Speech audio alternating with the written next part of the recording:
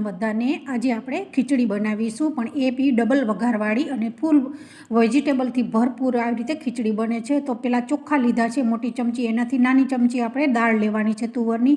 પછી આપણે પલાળવાના નથી, સીધા ધોઈ જ નાખીને અને આ રીતે સરસ ખીચડી બની જાય છે.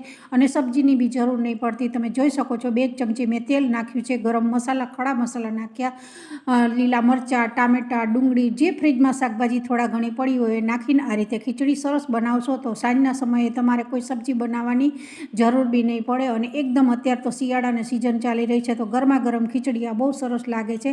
ત્યાર પછી મેં મીઠું નાખ્યું છે અને 1.5 ગ્લાસ પાણી નાખ્યું છે. તમે જેટલા ચોખા ખીચડી લેતા હોય એ પ્રમાણે તમારે પાણી નાખવાનું છે. બીજો આપણે વઘાર કરવાનો છે, એમાં ઘી નાખ્યું છે અને અચાર મસાલો નાખ્યો છે. તો તમે જોઈ શકો છો આ મારી ગરમા ગરમ ખીચડી તૈયાર થઈ ગઈ છે અને એમાંથી વરાળ નીકળી છે. જો આવી ખીચડી મળી જાય તો બીજું કંઈ ખાવાનું મન જ ન થાય. તો બધાને જય શ્રી કૃષ્ણ.